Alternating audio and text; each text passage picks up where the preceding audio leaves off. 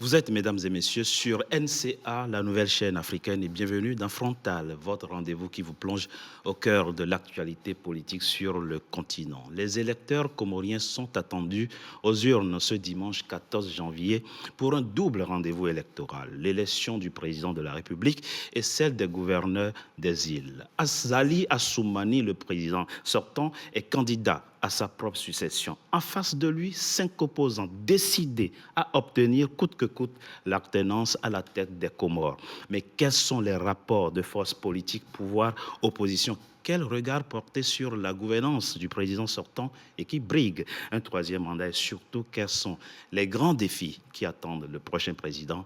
3 Comoriens avec moi pour en parler. Saïd Ahmed, Saïd Abdillah, vous êtes le président du parti Comores Alternative. Alors vous, votre situation est un peu particulière puisque vous étiez un grand soutien du président Azali Assoumani. Vous avez même soutenu sa réélection en 2019, puis c'est la rupture. Vous basculez dans le front commun élargi, un front de l'opposition comorienne qui ne voulait pas du tout entendre parler de présidentielle en janvier. Alors pourquoi la rupture et pourquoi ne vouliez-vous pas une présidentielle cette année? On en parle au cours de cette émission. Merci. Merci à vous aussi. M. Abdillah, d'avoir accepté notre invitation. Oulam Atoumani, vous aussi, vous êtes un divorcé de la maison Azali. Dans une précédente émission, vous avez même représenté la majorité présidentielle sur mon plateau, puis c'est la rupture également. Vous nous direz les raisons de cette rupture au cours de cette émission. Docteur en droit, vous êtes le fondateur du mouvement Les Nouveaux Démocrates des Comores, un mouvement, bien entendu, non encore enregistré au ministère de l'Intérieur. Je le précise toujours, vous militez pour l'élection du candidat Baraka Saïd Swahili, ancien gouverneur de l'île de Ngazidja. Merci d'avoir accepté notre invitation pour nous dire les chances de votre candidat de remporter cette présidentielle. C'est moi qui vous remercie, monsieur. Madi Abdou Amir, vous êtes, un militant de l'opposition aux Comoriennes, militant du parti Nari Bariki Comores.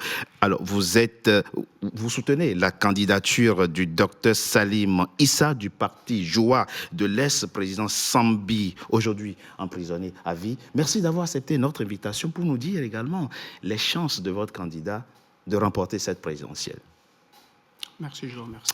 Alors, je précise d'emblée que le représentant de la majorité présidentielle censé représenter donc le pouvoir dans cette émission n'a pu être disponible sur Paris. Les cadres du parti sont à Moroni pour la campagne présidentielle. Les efforts entrepris pour pouvoir avoir l'un d'eux en visio depuis Moroni n'ont malheureusement pas pu prospérer, quelque chose que je regrette. Nous allons donc devoir faire cette émission sans un représentant du pouvoir. Ce n'est que partie remise, bien entendu. Ils sont toujours les bienvenus dans cette émission. Monsieur Abdillah, plantons le décor pour commencer cette émission, pour que les non-comoriens qui nous suivent comprennent. Nous sommes le 30 avril 1999. Le président Azali Assoumani, alors chef d'état-major des armées, prend le pouvoir par coup d'État. En 2002, il se fait élire en régularisant, pour ainsi dire, sa situation. À l'époque, c'est encore l'ère tournante. Il finit son mandat et il s'en va. Puis, à la faveur des tournantes, de la présidence tournante, il revient. Il revient en 2016. Il trouve que la présidence tournante est quelque chose de politiquement lourd, de politiquement compliqué, d'institutionnellement complexe et sur le plan financier coûteux. Il entreprend un dialogue national pour changer la constitution de votre pays, dialogue que vous, opposants, vous avez boycotté. Un référendum est organisé. Le peuple comorien, officiellement, a dit oui à ce référendum. La présidence tournante est supprimée. Azali Assoumani se fait réélire en 2019. Puis vient 2024, c'est la fin de son mandat. On organise une nouvelle présidentielle et vous dites, pas question, vous ne voulez pas entendre parler de présidentielle. Pourquoi? Merci beaucoup, Monsieur Richard.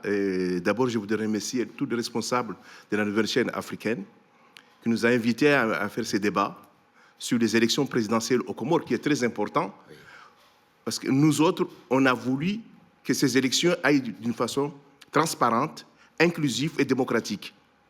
Mais revenons un petit peu, M. Richard, sur la question qu'on était avec Azali sur les assises nationales. Parce que Azali, en étant élu en 2016, il a accepté de faire le bilan de la tournante.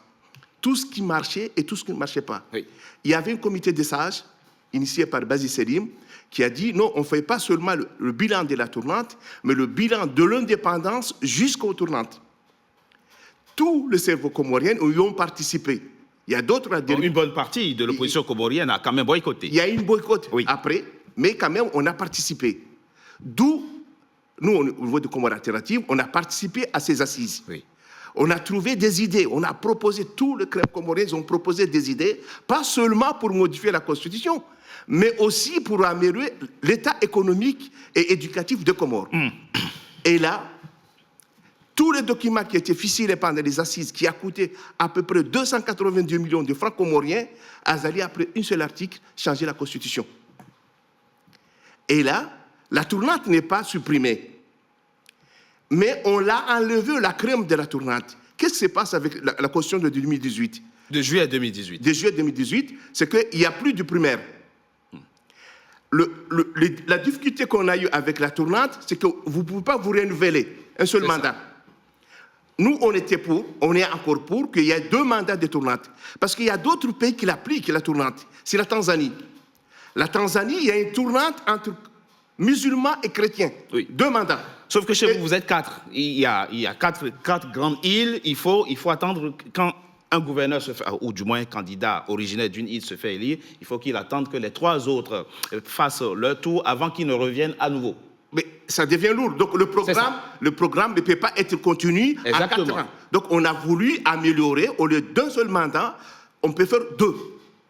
Ça, c'est modifié en 2018. Mais qu'est-ce qui se passe après?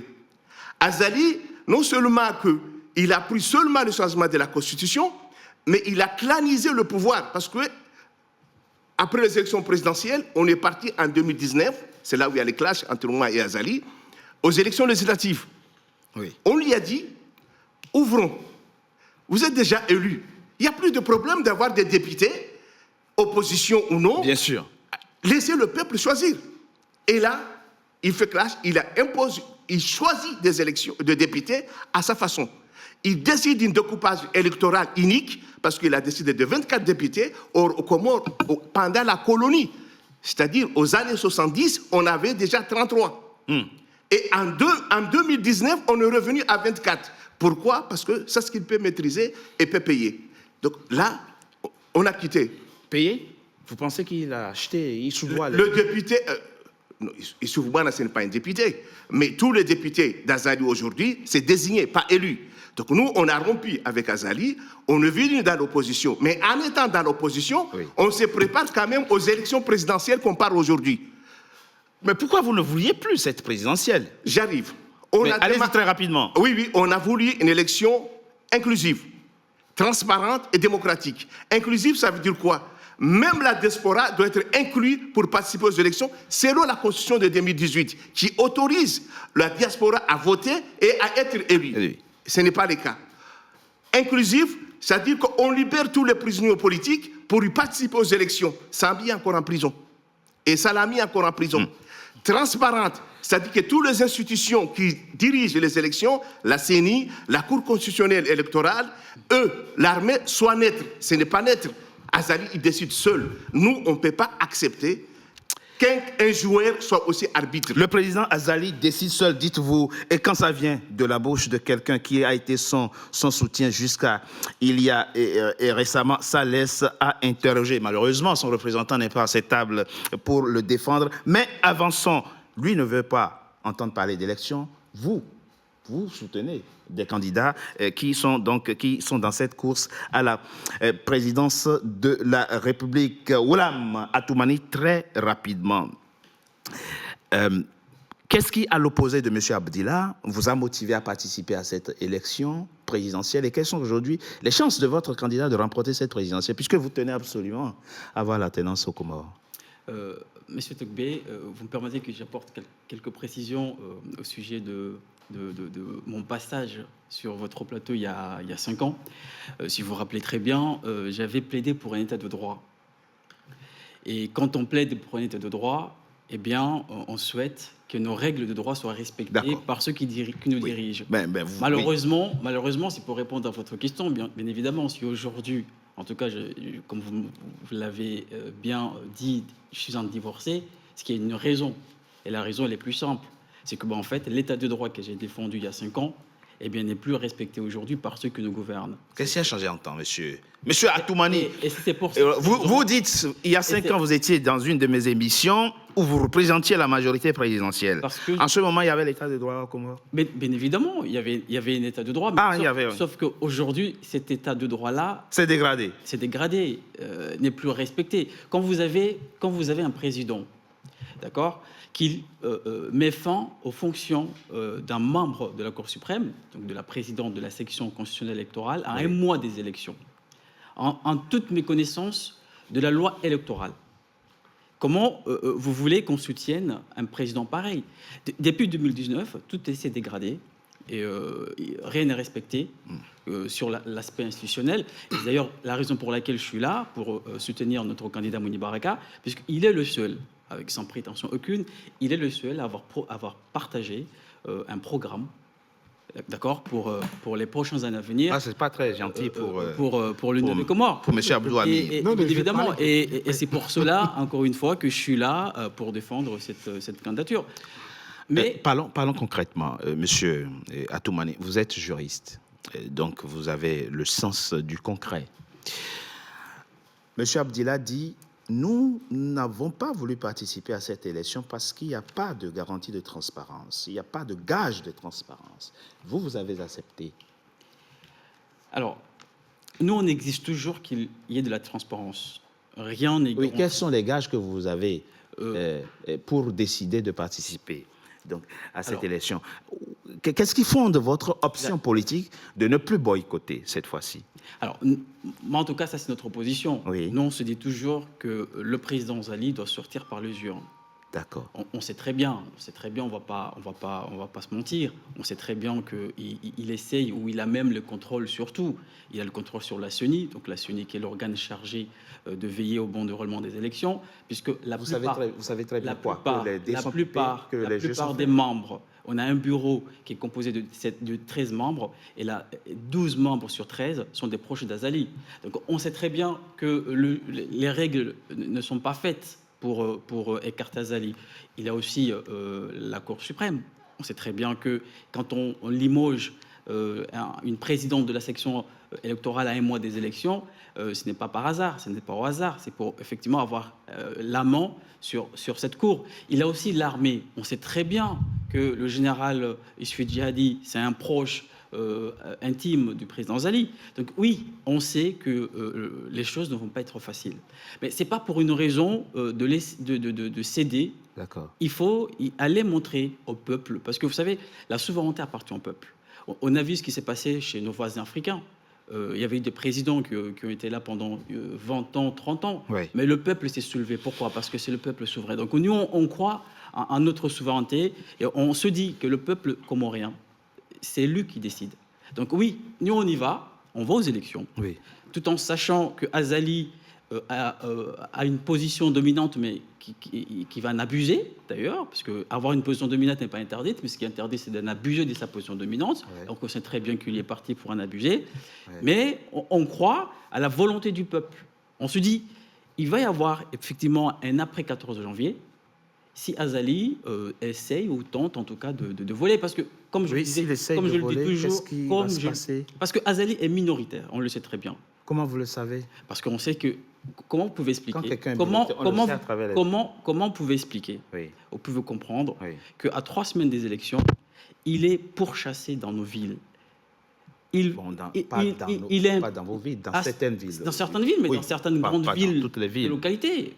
Il a été hué dans certaines localités de votre... Pourchassé, il n'est pas lui et son entourage ne sont pas les bienvenus. dans pas mal de nos localités. Oui.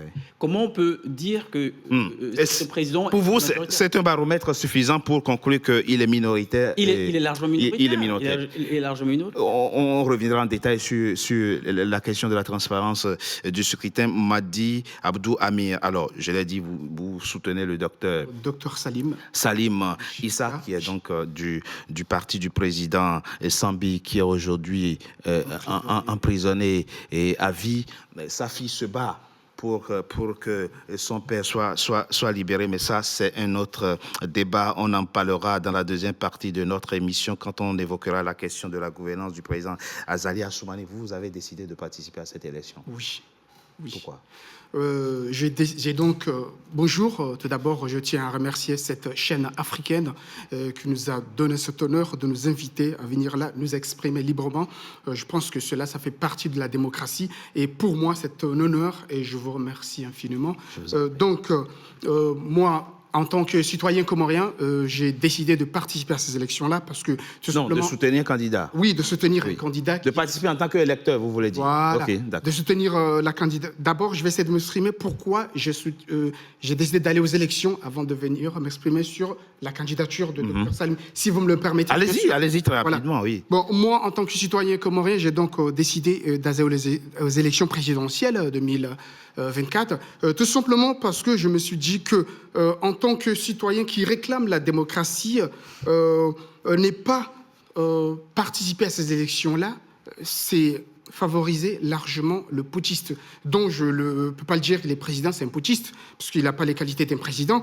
Donc, pour moi, j'ai donc de participer parce que c'est démocratique. Et je ne peux pas dire que je veux un état de droit si je ne veux pas aller aux urnes. Et aussi, pouvoir participer à ces élections-là peut déclencher un élément déclencheur. C'est-à-dire qu'en allant à ces élections-là, nous savons constamment que ces élections-là ne sont pas sécurisées. Nous le savons pertinemment que ces élections-là n'ont aucune garantie. Mais cela peut provoquer un élément déclencheur, en l'occurrence un soulèvement populaire. C'est-à-dire en ce moment où nous participons à ces élections-là et que Azali et ses sbires, son gouvernement maladroit, essaient de nous voler les urnes, à ce moment-là, le peuple va se soulever et descendre dans la rue et réclamer la démocratie.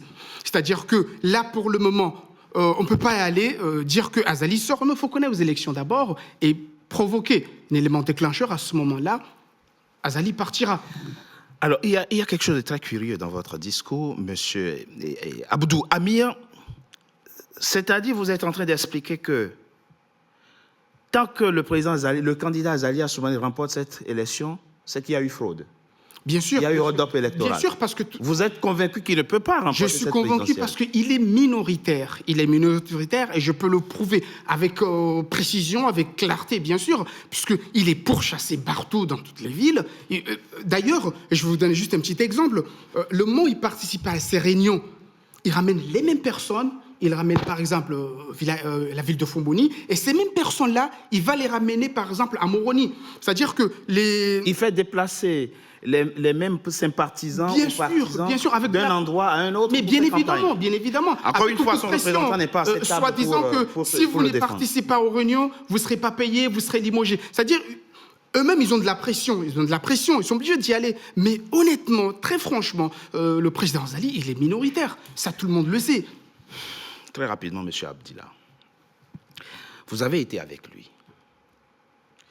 Les élections passées que votre camp avait alors remportées, quel est votre sentiment? Elles ont été remportées démocratiquement ou bien il y a un mécanisme de fraude mis en place par le président Azali Assoumani pour toujours gagner les élections? Maintenant que vous n'êtes plus avec eux, vous pouvez le dire ici. Oui, je voudrais préciser 2 points avant de répondre à votre question rapidement. D'abord, je me réjouis de mes collègues qui participent aux élections parce qu'ils vont venir vers nous. Déjà, ils prévoient que ce que nous, on a pensé, on a dit qu'on ne peut pas y aller parce qu'il n'y aura pas de transparence. Azali, ça ne change pas. Il ne va pas faire des élections normales, inclusives et transparentes. Pourquoi? En 2002 qu'il a été élu. Oui. En 2002, quelle était la situation de Comores? Les Comores, en 2002, on sort des accords de Fomboni. C'est vrai. Les accords de Fomboni prévoient les élections de la tournante à la Grande Comore. mais en juin a été dirigé par un certain colonel Mohamed Bakar, encore séparatiste. Il y a eu un premier tour, primaire à la Grande Comore. 8 candidats, il y a 3 qui sont en premier. C'est colonel Azaleh Soumani, colonel Mahmoud Mradabi et le prince Saïd Kamal. Mais comme en juin n'a pas voté, dès le premier tour, on savait qu'il y a un problème en juin, Mohamed Bakar a bloqué. Donc, c'est la Grande Comore et Moueli qui vont voter. Colonel Mahmoud Mradabi, paix à leurs âmes, et le prince Saïd Ali Kamal dit on ne va pas, on boycotte, on s'abstient, on ne va pas aux élections. À la dernière minute, Azali prend les élections. Donc, il était seul candidat. Excusez-moi, monsieur Tokoubé. Oui, allez-y, très rapidement. Le résultat, c'est à 100%. Et qui n'était pas validé par aucune institution comorienne, mais ce sont les observateurs internationaux qui ont dit Azali était élu. C'était en 2002. Ni la Cour suprême, ni l'armée. C'est les observateurs internationaux qui ont dit Azali a eu les élections à 100%, pas 80%. Vous voulez dire quoi? Qu'il a corrompu l'observateur international, c'est pour ça que nous, on dit, pour qu'une élection soit transparente, oui, il faut que l'armée soit neutre, comme en 2006. Ça y est, en 2006, où Sambi était élu, Azali, son candidat, n'a pas réussi. Pourquoi? L'AMISEC, l'armée qui était interposée aux Comores, a gardé une élection transparente. Donc ça, c'était en 2002. En 2016, Azali a été presque éliminé dans le premier tour. Mais la manigance et la main invisible de la France-Afrique a fait monter Azali à 3e position. Vous êtes en train de nous expliquer que même l'élection de 2016, il n'avait pas remporté. Vous étiez encore avec lui. Il n'avait pas rapporté. Comment avait-il fraudé, avait-il triché? La campagne électorale était organisée comme si Azali, dans le premier tour, il était éliminé. On l'a remonté en 3e position. On dit, et lui, il appelle les autres, malin qu'il est, il a dit à Fahami, qui était arrivé en tête, mais qu'on l'a mis en 4e position, on va recompter ce qu'on appelle les mouvements narawazés. On va raconter les voix. Il y a eu une manifestation, il y a eu un trucage, tout ça. Et lui, il sait qu'est-ce qui se passe. Et quand c'est lui qui a initié le mouvement narawazé pour contester les résultats, et c'est lui qui a gagné. Pourquoi? En 2016... Quand vous dites lui, vous parlez de qui? Azali. D'accord. Il a gagné en 2016. En 2016. Hein. De façon transparente. Non. Je veux dire, on l'a remonté en 2016. Quand vous dites qui l'a remonté? Les organes en charge de l'élection. Des élections. Comment on remonte un candidat chez vous? Le système, c'est comment? C'est-à-dire le premier tour, ça se déroule dans une île, et on prend les 3 premiers. Oui. Et en principe, les 3 premiers, c'était qui? C'était Fahami, c'était Mahmoud Aliswali et Mouni Baraka. En principe? En principe, ça c'était la liste du bureau de vote. Si vous regardez les résultats, vous décomptez, Amoroni représente 15% des élections de Comore, surtout de la Grande Comore. D'accord. Et qu'est-ce qui s'est passé? Excuse-moi une seconde. Fahami, Amoroni, dans tous les bureaux de vote, il était en tête. Et Azali, il était 5e, 6e. Mais c'est Azali qui arrive en 3e et Fahami 4e. Par quelle opération est-il arrivé en 3e? Ça, il faut demander à la CENI comment ils ont manigassé. Et Azali dit, il y a une triche. Et Fahami a cru. Mais il a soutenu Azali. Alors c'est très intéressant, allez-y. On est en train d'apprendre qu'au Comores, la commission électorale... J'arrive. En 2016, qu'est-ce qu'on fait? On retourne les élections. Il y a eu 3 candidats. Mamadou, qui était en tête, Azali et Mouni Baraka Setswali, qui est le candidat aujourd'hui. Oui. Et on fait les tours. Mamadou, il a gagné les élections. Mais en juin, il y a 3 bureaux de vote qui a eu des casses. Au lieu de supprimer les bureaux où il y a eu des casses, on fait une 3e tour pour faire passer les soldats Azali. Et Mamadou est déclaré battu. C'est comme ça que Azali arrive en 2016. Donc, de 2016, les règles étaient biaisées par Azali. Parce que Azali, il faut le dire, il a quand même des mains invisibles qui les propulsent et qui les protègent. C'est très intéressant ce que vous dites. Je propose qu'on marque une coup de pause. On se retrouve dans quelques instants pour la suite de notre émission. À tout de suite. Merci.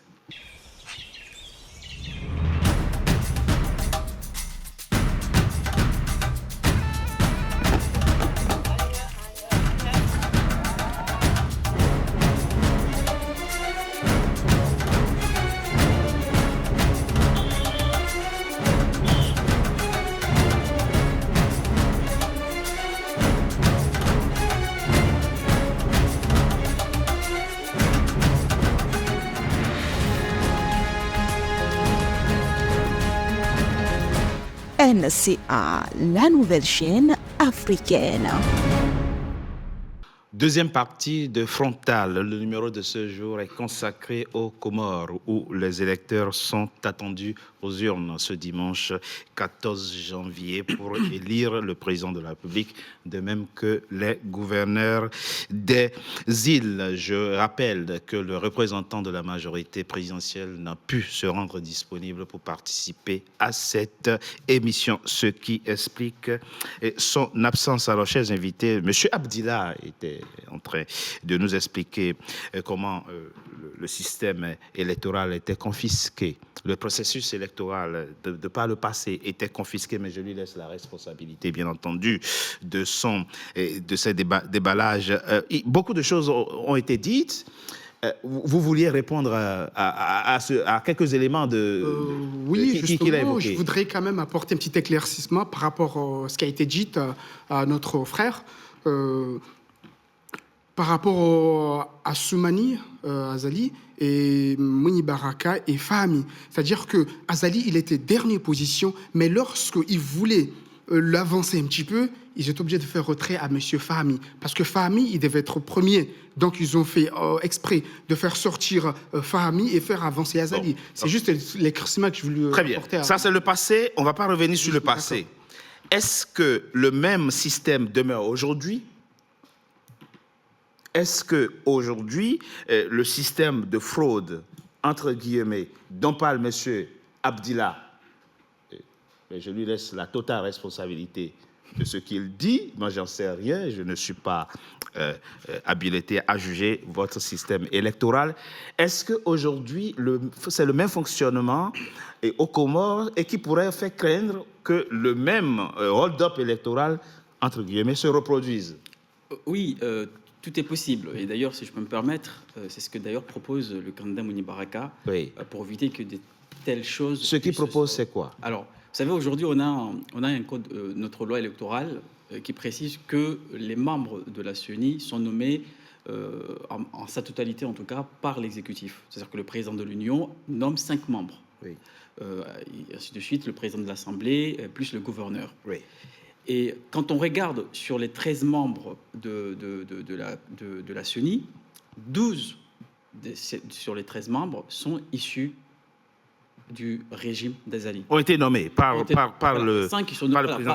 président et son entourage. Et ce que propose Mouni Baraka, effectivement, pour lutter contre ces genres de choses, c'est de retirer ce pouvoir de nomination du président de l'Union. Comment ça que le président ne doit pas, en tout cas, nommer les autorités chargées soit de veiller au bon déroulement des élections, soit... Pas du tout, ne doit pas nommer, pas du tout. Dans tous les pays africains, dans quasiment tous les pays africains, au moins une partie des membres dans chaque pays, de la commission électorale... Chaque pays a son mode de vie, a son mode de fonctionnement. Je pense que dans un petit pays comme le nôtre... Et qui doit les nommer finalement ? Qu'est-ce que votre candidat propose ? Alors, ce que notre candidat propose, c'est que, en fait, il faut qu'ils soient nommés par un collège électoral. C'est-à-dire qu'en fait, nous, on a un pays où est composé par des régions, où on a des conseils municipaux qui sont élus, on a aussi des préfets, ainsi de suite. Donc, effectivement, il faut pour valoriser cette décentralisation, il faut que ces membres de la CENI proviennent... En tout cas, c'est trop tard maintenant. Oui, là maintenant c'est trop tard. C'est ce que j'allais dire. Maintenant, moi ce que j'essaie de dire, c'est qu'effectivement, vu que l'opposition elle est mobilisée, parce qu'effectivement, en dehors de celles qui ne veulent pas participer, je respecte leur choix, mais quand on regarde aujourd'hui comment la population comorienne est mobilisée, comment l'opposition est mobilisée, il me semble, en tout cas, difficile... Mobiliser pour faire quoi ? Pour faire écarter Azali, vous savez. D'accord. Mobiliser pour participer au meeting des opposants ou pour aller aux élections. Non, c'est-à-dire qu'aujourd'hui, tout le monde est conscient. La majorité du peuple comorien est consciente de quoi ? Que Azali est un candidat néfaste pour l'avenir de notre pays. D'accord. Et que donc, les 5 candidats de l'opposition sont mobilisés, en tout cas, pour éviter qu'il y ait des fraudes électorales. Maintenant, qu'est-ce qui va se passer ? Alors, il y a 2 scénarios. Soit Azali, en état minoritaire, accepte qu'il a échoué et qu'il parte de manière raisonnable, soit il refuse de partir. Mais c'est là où je n'étais pas d'accord avec mon confrère, c'est que, vous savez, on est dans un pays où le seul moment où le peuple s'exprime, c'est quand il y a des élections. Ça veut dire qu'avant 2024, avant le 4 janvier, on a essayé de sensibiliser la population. Précisez votre pensée. Soyons concrets. Précisez votre pensée. Monsieur Oulam Atoumani, vous dites, il y a deux scénarios. Soit il part honorablement, ou soit le peuple va le faire partie. Et le peuple va le faire partie. C'est ce que vous dites en filigrane. Mais il faut préciser quelque chose.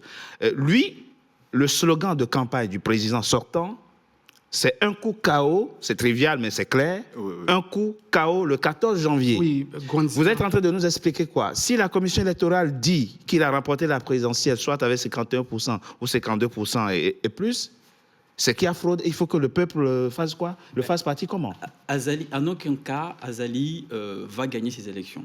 Ben comment vous le savez à l'avance? C'est impossible, parce qu'il est mal aimé par la population comorienne. On le voit, excusez-moi, on le voit à travers les médias, on le voit dans nos villes, comment il est pourchassé. Ce que j'essaie de dire... Mais je comprends. Ce que j'essaie de dire, M. Togbé, oui. c'est qu'en fait... Sauf on n'a pas très bien compris le scénario, la manière par laquelle vous envisagez... Parce qu'il ne faut pas appeler à l'insurrection dans mon émission. Non, mais, ni au coup d'État. Non, mais je disais... Non, on va appeler soulèvement populaire. Je disais simplement que le seul moment où la population comorienne se soulève, c'est quand il y a des élections. D'accord. Et là, c'est-à-dire qu'on n'est plus en 2019. Oui, on est en 2024. Beaucoup de choses sont passées, il y a une évolution, ce n'est plus la même génération. Aujourd'hui, ceux qui sont sur les rues et qui demandent le départ d'Azali, ce sont des jeunes qui, à l'époque, avaient 15-16 ans. Donc cette génération-là n'est plus la même génération que moi. Donc ils ont vu beaucoup de choses qui sont passées chez nos voisins, des soulèvements populaires, des chutes des régimes. Ouais. Et donc il y a eu une influence. Moi, mon souhait, mon souhait, c'est que les choses se fassent de manière démocratique. Moi, ce que je souhaite... Oui, mais insurrection populaire, c'est pas démocratique. Ah si, en fait, quand on a un président qui bafoue les droits, qui viole et qui tue son peuple. Vous savez, récemment, il n'y a même pas un mois, un jeune a été tué par balle de manière volontaire. Donc, à un moment donné, il faut assumer. Et je pense qu'effectivement, soit il va partir de manière raisonnable, en acceptant qu'il a échoué, soit il ne le fait pas. Quel que soit le résultat. Non, mais il ne peut pas gagner, M. Il ne peut en aucun cas gagner les élections. On est un peu bloqué. Moi, je comprends votre point de vue et votre obsession à ne jamais admettre, à ne pas admettre. Mais on a bien compris. Juste 2 secondes. Pendant cette campagne électorale, l'école publique a fermé. Les enseignants font grève. Oui, mais ça, c'est un c'est un autre sujet. Mais c'est pour vous dire qu'on a un président qui est mal aimé, qui est impopulaire, et qu'on ne voit pas comment il pourrait remporter à part les fraudes. À part la fraude. Et si par malheur ça arrive, bien évidemment que la population comorienne ne va pas se laisser faire.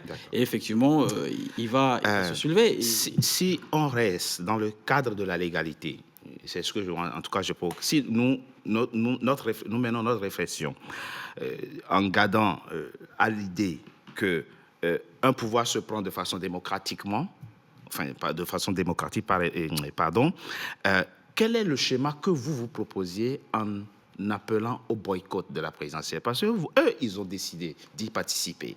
Vous dites, il ne faut pas du tout y participer. Si on n'y participe pas, qu'est-ce qui se serait passé? Il va peut-être remporter cette présidentielle avec 98%, avec un score soviétique, et il ne se passera rien du tout. Vous savez, c'est quoi votre schéma? Oui, voilà, notre schéma, nous, on ne boycotte pas. On combat les élections et Azali. Et le problème, c'est quoi? On s'est dit une chose.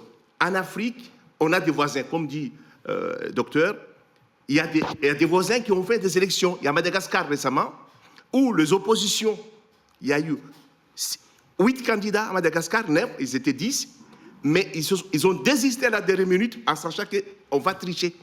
Mais qu'est-ce que ça a eu? En réélu, ils ont applaudi, et là, tout va bien.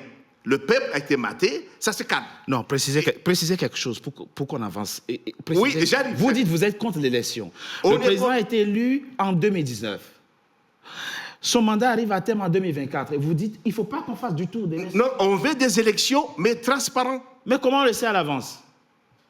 On a demandé à Azali, on a envoyé un texte, il y a Ahmed Barouane qui a envoyé un document qui demandait à Azali des conditions pour participer aux élections. On a demandé même les États-Unis de nous assister, l'Union européenne, pour convaincre Azali de faire une élection inclusive, transparente et démocratique. D'abord en libérant les prisonniers. Il y a parti Djoua qui participe aux élections. Ils ont un candidat qui sera là. Pour nous, on doit faire une pression dès la rue, une pression populaire pour amener Azali à faire une élection démocratique. Et nous sommes dans leur position, mais après eux. Parce qu'ils nous ont dit, non, nous, on y va, parce qu'on ne va pas laisser une boulevard pour aller à la présidence. D'accord. Parce qu'on les respecte, chacun est libre. Moi, j'étais dans ce cas-là quand je voulais aller au député. Une précision, très rapidement. Admettons qu'il n'y avait aucun candidat. Aujourd'hui, le président Azali Assoumani a en face de lui 5 opposants. Admettons qu'il y avait 0 opposant. Le 14 janvier, il va se passer quoi selon vous?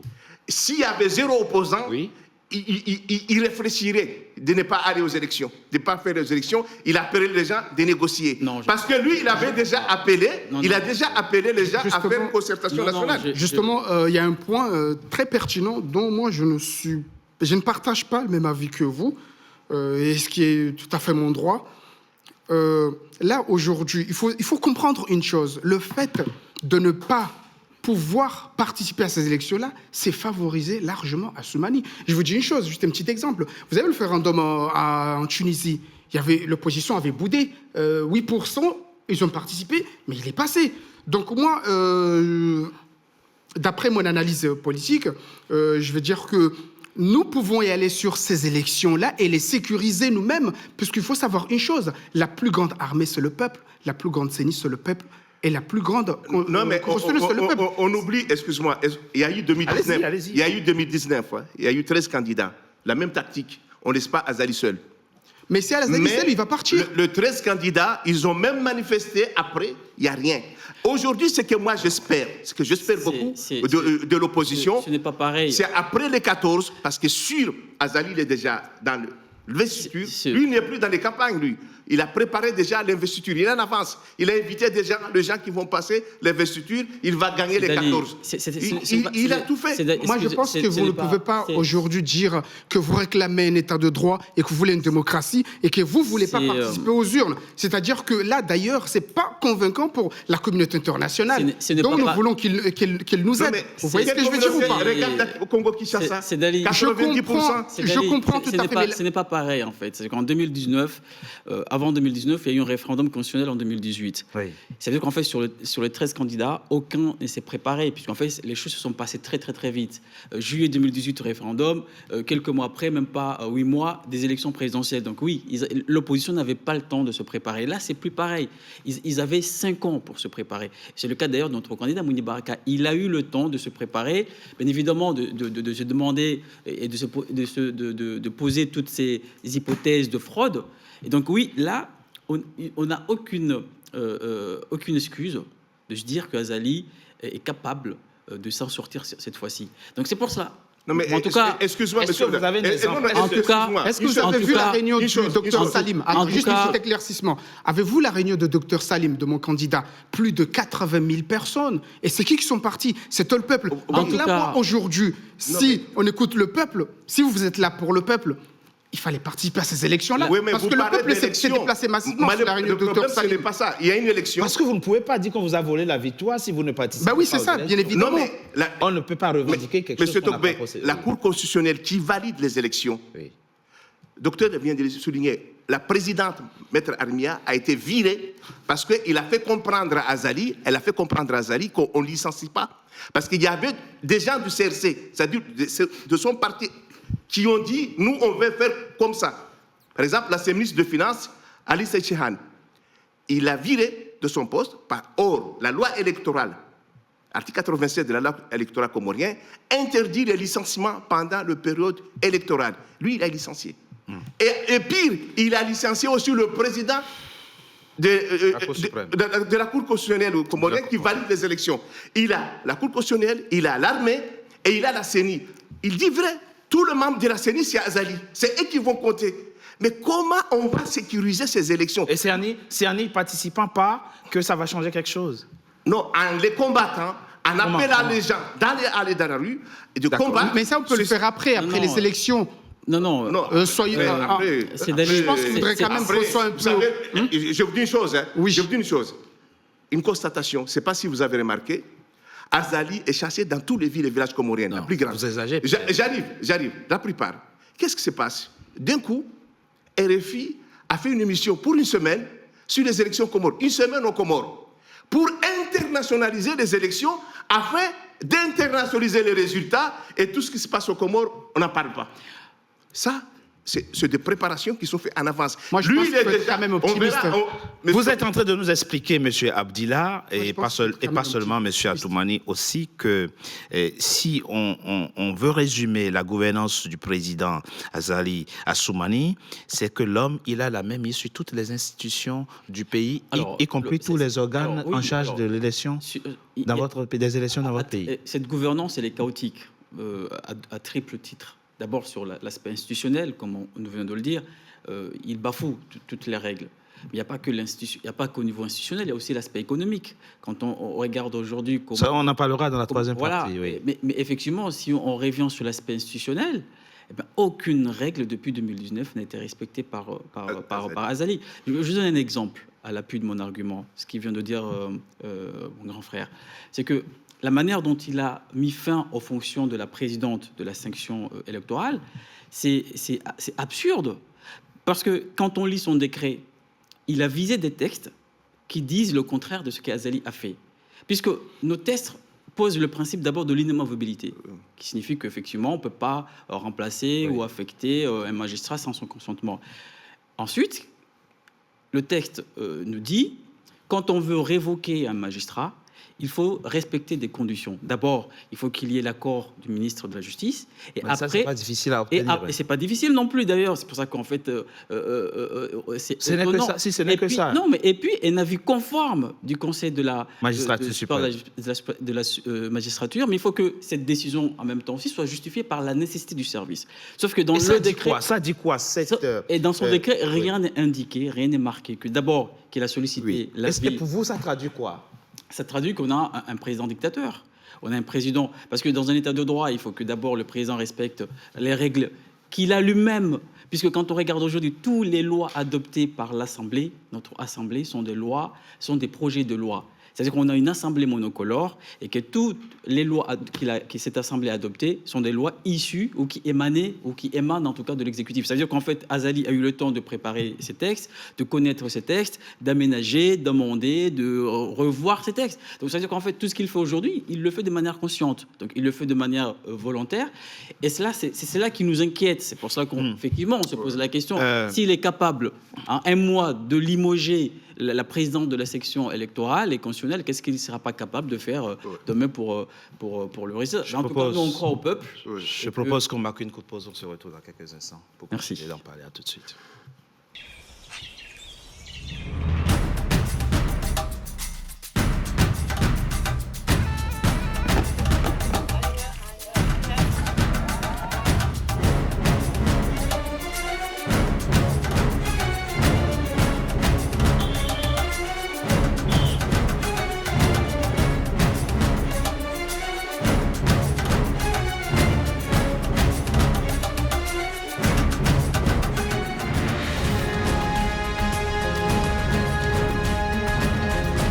NCA, la nouvelle chaîne africaine.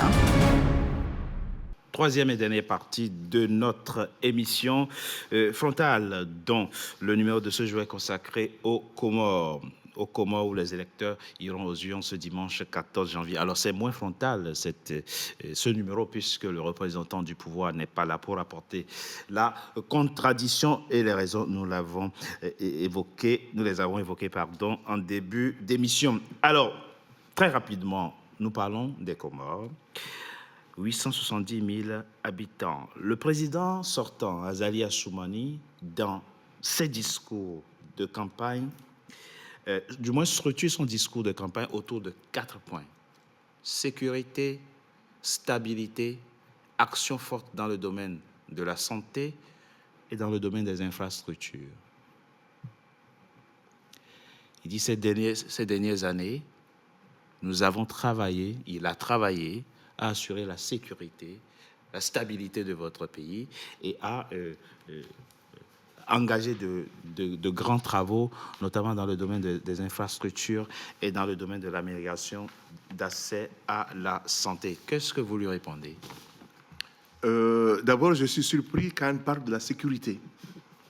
Azali de 2019, il a instauré la terreur.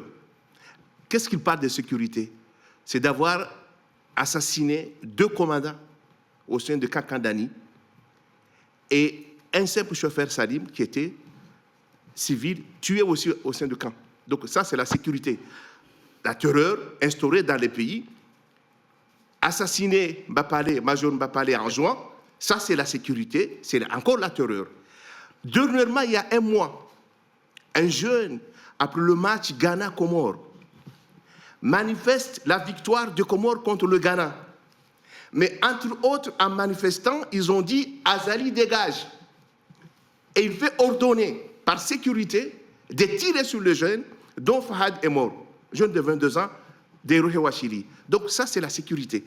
Et quand on parle de route, il n'y a pas de route aux Comores. Excuse-moi, parce qu'on parle de choses, c'est comme si on ne voit pas les Comores. Mais les Comores, il n'y a pas de santé. Ah, il va vous dire que la route qui mène vers Sambakouni, oui, c'est ça, Sambakouni qui a été réhabilité, il peut vous donner ça comme... Oui, mais il a même dit que la route qui a été construite pendant le régime des Kilulu-Douanino, des Hahaya, de l'aéroport Hahaya vers Mitsamiouli, c'est lui. Et pourtant, il a venu juste inaugurer, mais il n'a rien fait. L'hôpital El Marouf, qui devait se construire, un bâtiment de 7 étages. L'hôpital de Fombokouni, de Fomboni. Quel hôpital à Fomboni? Il n'y a pas d'hôpital à Fomboni. Et il y a l'hôpital El Marouf qu'on est en train de construire et pendant 5 ans de mandat, il n'est pas fini. 7 étages, hein? Oui. Ce n'est pas fini. C'est-à-dire qu'il doit faire 15 ans pour construire un hôpital de 7 étages. Mais quel est ce pays qui construit un hôpital de 7 étages dans 15 ans? Donc, moi, je dis, son bilan, ce qu'il dit est faux. C'est comme, je vais terminer par là, vous vous souvenez quand il a été investi président de l'Union africaine, il osait dire à la tribune de l'Union africaine que les Comoriens vivent bien que les Mauriciens. Ça, attention, il faut oser le dire quand même. Ça, c'est vrai. C'est vrai.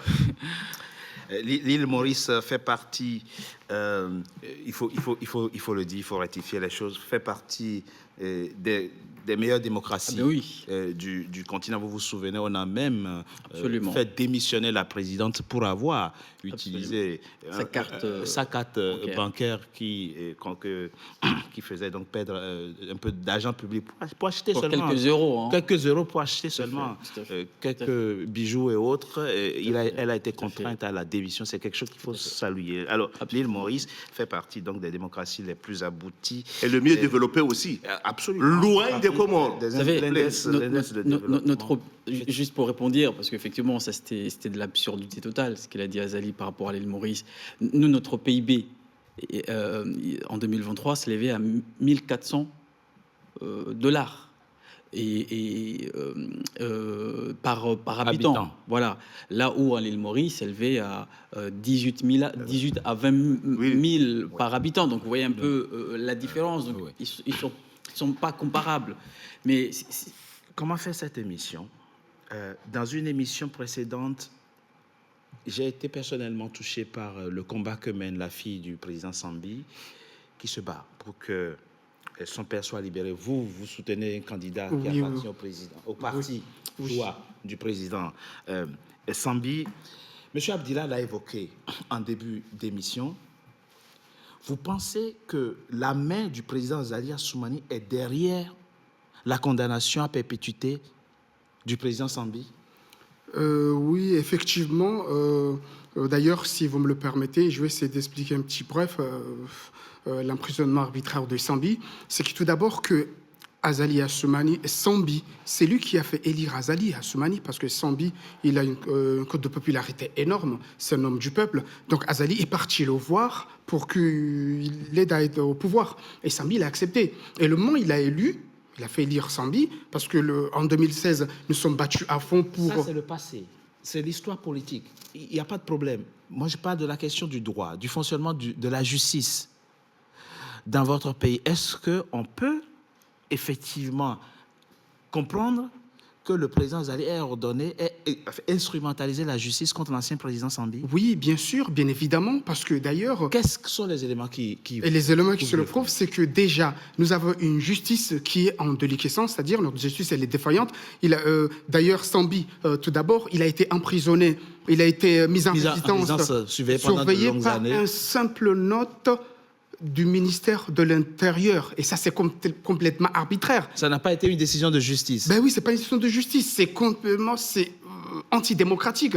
Et là, et sur l'article 145, qui montre que toute personne ayant commis une fraude fiscale, il doit être mise en détention pendant 8 mois. Et 4 mois renouvelables. Et lorsque les 4 mois se sont finis, il doit être renouvelé. Et là, ils sont finis. Jusqu'à maintenant, plus de 6 ans, sans biais là. Ça veut dire que même l'article 145 du Code alinéa 2 n'a pas été respecté. Et là, ils ont encore créé une fameuse loi. Il y a beaucoup de lois qui n'ont pas cohérentes, qui montrent que Sambi a été ordonné arbitrairement. Il y a un juriste avec nous. Oula Atoumani, vous êtes juriste, docteur en droit. Vous avez lu la décision qui condamne à la réclusion à perpétuité l'ancien président Sambi. Les infractions sont là, qu'en dites-vous? Alors, d'abord, il a été jugé devant une cour qui n'existe pas sur le plan légal. C'est devant la Cour de sûreté. Et puis, pour répondre à votre question, je ne veux pas rester sur l'aspect technique, parce que là, on est en face des personnes qui nous écoutent.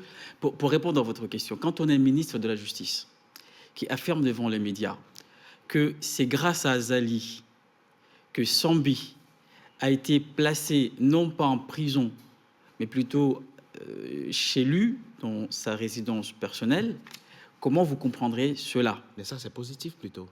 Ah non, si objectivement, le président n'a pas... Non, d'accord. Le président n'a pas...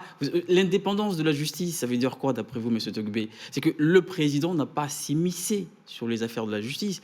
Le président n'a pas indiqué à la justice l'endroit où un condamné ou une personne placée en détention provisoire... Le ministre est en train de nous expliquer que le président souhaitait qu'on accorde un traitement de faveur... Non, c'est pas un traitement de faveur. Au président Sambi du fait de son statut d'ancien chef d'État. Mais on lui a refusé tout ça. C'est pas un traitement comme la haute trahison. Voilà, justement. Non, c'est pas... J'aimerais quand même... Monsieur Richard, juste un petit éclaircissement. D'ailleurs, la haute trahison, elle n'existe pas. C'est-à-dire que dans notre pays, nous sommes à mesure que même le juge crée sa propre loi pour durcir la détention. On le laisse finir très rapidement. C'est-à-dire que la haute trahison n'existe pas. Elle n'existe pas, bien sûr. Ça existe partout. Hein. Bon, on va en fait, relativiser tout. Allez-y très rapidement. Allez-y. La haute trahison, elle existe, mais elle n'est pas définie. Et qu'elle est applicable uniquement au président en exercice et non pas aux anciens présidents. Donc ça, c'est tout un débat.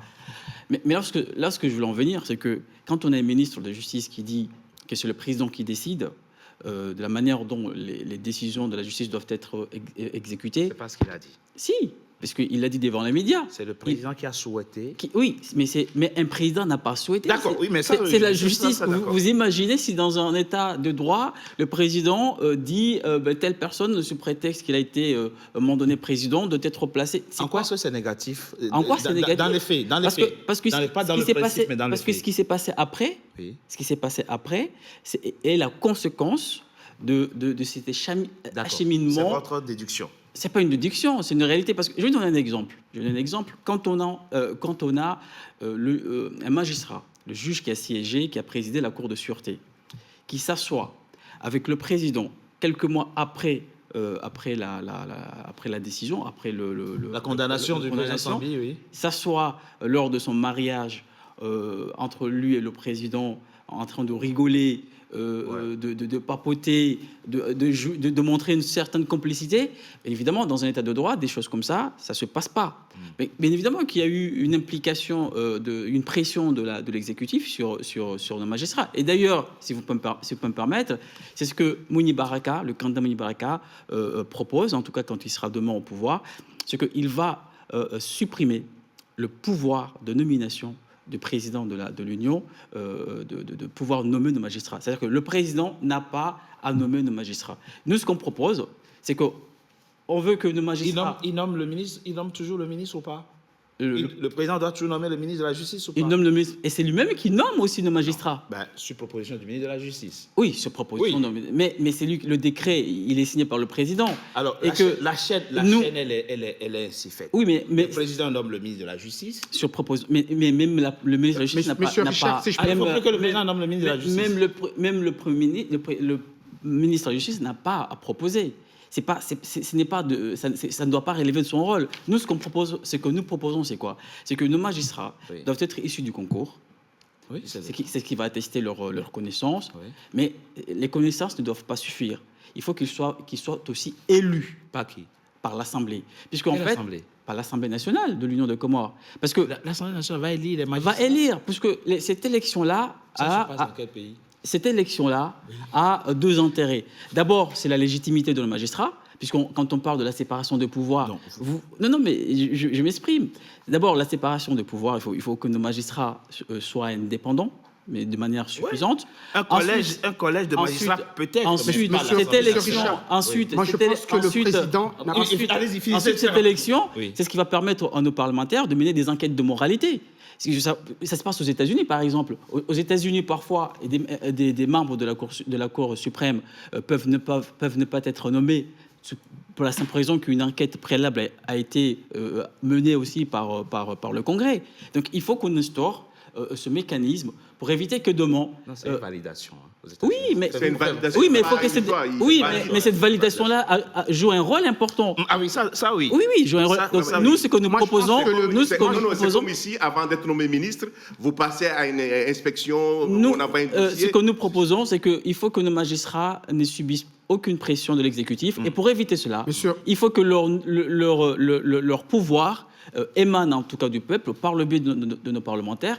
Et c'est ce que d'ailleurs propose notre candidat. Monsieur Richard, moi je pense qu'un président n'a pas à se mêler aux affaires de la justice. Je pense pertinemment que la justice doit être indépendante et ce n'est pas le cas parce que chez nous, nous avons une justice téléguidée. Tout se passe à Beti Selam. C'est-à-dire que du moment où le président prend le téléphone, il téléphone un juge, il leur donne fais ci, fais cela. Je pense que là, notre pays c'est le chaos. Vous confirmez, vous avez été avec le président Azali Assoumani pendant de longues années. Non, mais je voudrais quand même retourner sur le défi du futur responsable comorien. C'est ça. Parce que ça, c'est très important que le thème que vous avez initié. Le Comore, Azali l'a divisé. Juste, ce n'est que pour la justice. Il y a eu beaucoup de délits. Mais ceux qui sont restés en prison, malheureusement, ce sont des enjoignés. Ça n'a jamais été souligné.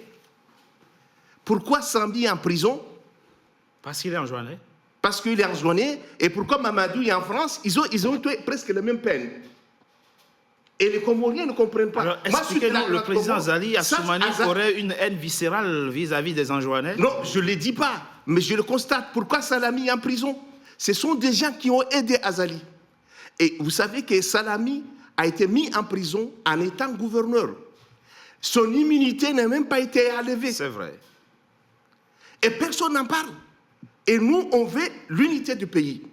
Et ça, la personne qui doit prendre la place d'Azali, parce que si c'est encore Azali, je vous assure, de maintenant, le combat continue jusqu'à ce qu'Azali saute. On n'appelle pas une insurrection sur votre plateau, mais je vous dis, Azali, s'il s'est proclamé réélu, ça veut dire qu'il n'y avait rien passé. C'est non un événement pour nous, le combat continue jusqu'à la chute d'Azali. Pourquoi? Parce qu'il est en train de diviser. Il a divisé l'unité de Comores. Donc le premier défi du futur responsable comorien, c'est unifier les Comoriens. Réconcilier les Comoriens. Réconcilier les Comoriens. Surtout les Anjouanais, les Mouyens, les Grandes Comorais, les Maorés. N'oubliez pas l'opération Wambouchi des Comoriens à Mayotte, qui étaient menottés parce qu'ils n'avaient pas de pièces d'identité. On avait oublié qu'il y a des Comoriens qui sont restés à Mayotte des années, qui n'ont pas pris la nationalité française. Et on les a expulsés, on a démoli leur maison pour faciliter à Total d'installer ses bureaux. Donc, pour vous dire, ça c'est le premier des choses, unifier. Et deuxième chose, la justice. Parce que la justice aux Comores, il y a eu beaucoup de morts. Je vous ai parlé de commandants, de jeunes. Il y a un jeune Ayman qui était torturé à mort dans un camp de gendarmerie aux Comores. On a mené le corps au village de Vouvouni pour dire enterré. Et pire, M. Tourbe, on avait filmé comment on l'a tué. Il n'y a pas eu d'enquête, il n'y a pas eu Il n'y a pas eu d'enquête, il n'y a rien. Et ça, le deuxième défi, c'est la justice. Et je ne vous parle pas du défi économique. Oui. Parce que ça, le Comore, toutes les sociétés d'État est en faillite. Donc j'ai dit, le futur responsable qui va prendre le Comore après Azali, il a beaucoup de choses à faire. Toutes les sociétés d'État ne sont pas en faillite. Tous. Le dernier, c'est Onicor. Et pour masquer qu'il est en faillite, on dit maintenant, parce qu'ils n'ont plus d'argent d'importer les riz, maintenant on libéralise. Tout le monde peut importer les riz, parce que vous savez qu'à un moment au Comores, on s'est battu à mort pour avoir un sac de riz. Ça, c'est l'émergence d'Azali. En tout cas, merci. Moi, merci. par exemple, mon cas, juste un petit éclaircissement. Oui. Par exemple, mon candidat, Dr Salim, son premier défi, c'est de libérer les institutions judiciaires, c'est-à-dire rétablir les accords de Fomboni, c'est-à-dire que libérer aussi les prisonniers politiques, en l'occurrence Sambi, l'ex-président, et Dr Salami, mais aussi avoir une meilleure santé, parce que déjà aux Comores, pour se faire soigner, c'est vraiment un dilemme. Vous vous rendez compte que avant d'aller aux urgences, tu ne peux pas être soigné sans que vous payiez.